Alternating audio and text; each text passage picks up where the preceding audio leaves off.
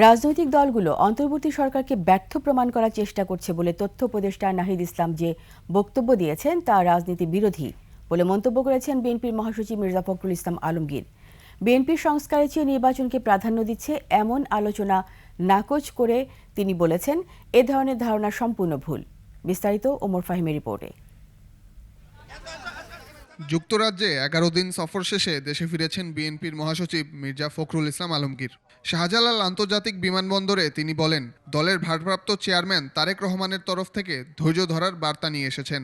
আপনারা সবাই ধৈর্য ধরবেন, একটা বিশাল বিজয় সূচিত হয়েছে জনগণের।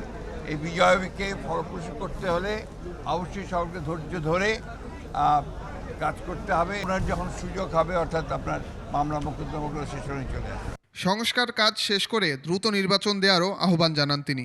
ওনার এই বক্তব্য এটা রাজনীতি বিরোধী বক্তব্য। ভারত বাংলাদেশ সংকটের সমাধান আলোচনার মাধ্যমে করারও তাগিদ দেন তিনি। অনুসারী পরিষদের সভাপতি জনাব রফিকুল ইসলাম। এদিকে জাতীয় প্রেস ক্লাবে বিএনপির স্থায়ী কমিটির সদস্য হাফিজ উদ্দিন আহমেদ বলেন, ভারত যুদ্ধ শুরু করলে সেই যুদ্ধ ভারতে গিয়েই শেষ হবে। যুদ্ধ যদি তারা শুরু করে, এই যুদ্ধ আবার তাদের দেশে গিয়েই শেষ হবে। স্বাধীনতা সার্বভৌমত্ব নিয়ে কেউ কোনো রকম কটূক্তি করতে পারবে না, কোনো ভারতীয় দালাল বাংলাদেশে থাকতে পারবে না।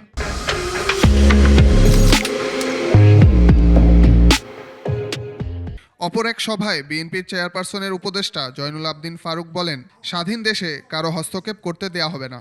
নির্বাচনের তারিখ আপনাকে অবিলম্বে ঘোষণা করে বাংলাদেশের জনপ্রতিনিধির হাতে ক্ষমতা হস্তান্তর করলে এই ত্রিপুরা আর কোনোদিন বাংলাদেশে আসতে পারবে। ওমর ফাহিম, 21 টেলিভিশন, ঢাকা।